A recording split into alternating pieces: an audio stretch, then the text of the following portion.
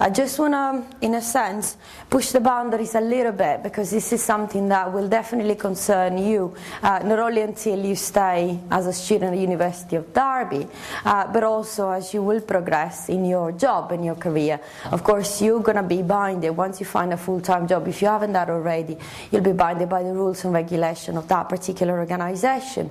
But these specific discussions will still apply to you. They're not easy, and because of these discussions, always cross path with broader discussions about ethics and morality. So I'm not expecting to find any particular answers. I just want to put the seed of doubt, and I suppose I just want to push the boundaries and get you to think about it and take some particular views. For those of you that have never had the pleasure of my talking, and I know a couple of you that have seen me before, so I do apologize. For those of you that have never heard me before, my name is Iride, and at the moment I'm the MA program leader, but I'm also an HE lecturer, and I'm going to start discussing about something that I heard on the February the 18th of, whatever it was, February the 18th, and I was driving to school, to university, and I generally listen to Chris Moyles in the morning. I know I'm a sad person, I'm Radio 1, I will always be, although his sense of humor is really twisted, and a lot of the time is borderline ethics, and or immorality, I suppose.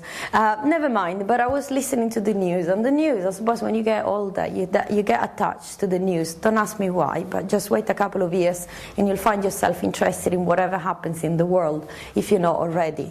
And as I was listening to the news, I heard the journalists commenting about what the government, and I'm not making any particular, not passing any judgment about what the government and the political views, etc. are. It's a very big issue that the UK and the rest of the world is facing. Now we're talking about terrorism.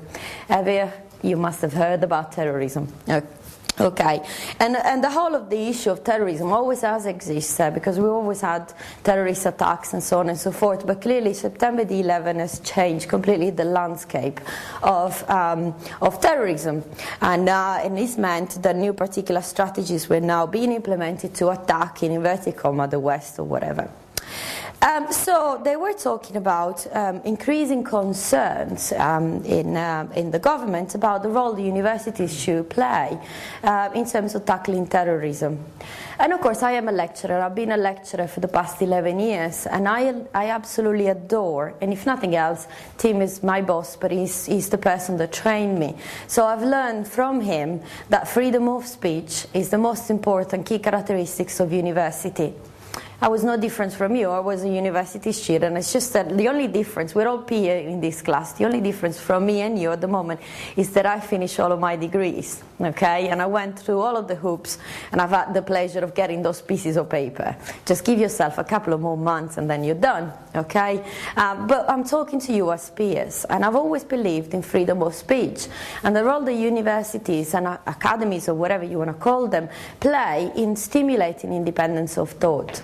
So you appreciate it. This is a very personal issue for me. When on Friday, or whatever it was, February the 18th, I heard this particular piece, I got a little bit concerned. And what the government is recommending is universities to check. You know, when we mark your assignments, when you read, when you write about it, and you write about everything, because we push the boundaries onto everything. Yes, some of your assignments might be a little bit more schematic. Some others might be like contemporary issues, might be carte blanche. You know, you can write about anything that you think is a particular issue to you.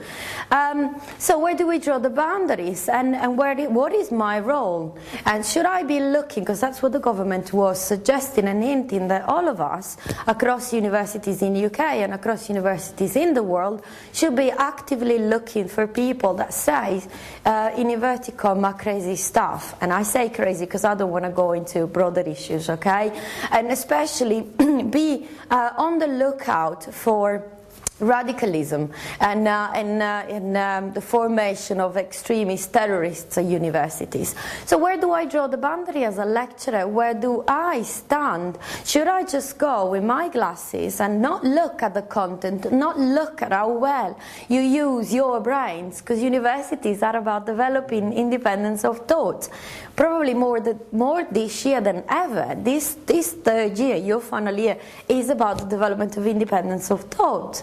And you pushed constantly not to accept things de facto, this would be Latin, status quo as things are, but really push the boundaries, see whether you can turn, if you've got a rebus, if you've got a jigsaw, what happens if you miss a puzzle, what happens if you miss a piece, does it still work, which picture do you get in the end? It's about independence of thought, it's about challenging, it's about innovation, it's about you and your formation as human beings, as individuals.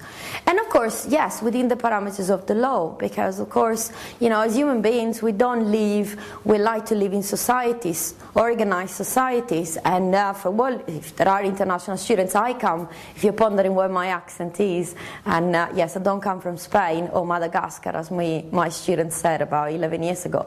I come from Sardinia, so happens to be part of the Italian Republic, and I always say it as a joke, those were the last ones that colonized us, so my passport says that I'm Italian, but I'm Sardinian altogether, because I come from an island.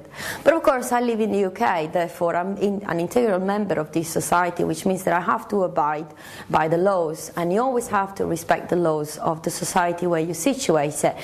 But we know that we live in a globalized society, and so a lot of these laws cross boundaries. The boundaries of the nation these days are blurred, they're very porous. What is a nation? The European Union, is a big macro structure. So there are larger laws that of course bind us all. There also are some laws which have been, thank God, which have been passed, and they are enforced in many countries, not for every country in the world.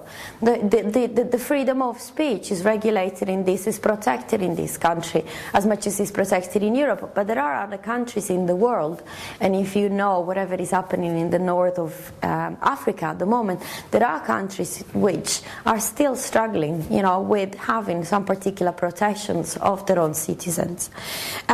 Human rights, it's a global law, and thank God it exists. Human rights, though, as a law, is constantly being abused by 1,000,001 countries.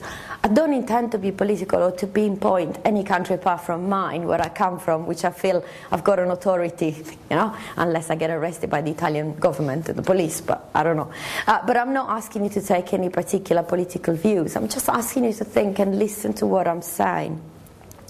Because this is what the government in the UK is hinting, is that, okay, respecting human rights law, respecting freedom of speech, respecting academic freedom, respecting, we have to abide by the greater good, i.e., and because there is a major threat of terrorism in this case, we need as lecturers to report everybody. This to me is fascism. Says the woman that comes from a country that used to have fascism. Says the woman that actually believes in freedom of speech. Because things can always be challenged, because we live in societies in respect of morality and in respect of ethical rules and in respect of the law, of course, but it is in our rights.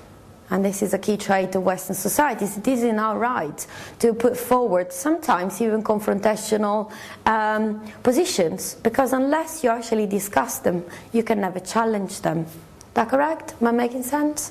If they are hidden, you never challenge.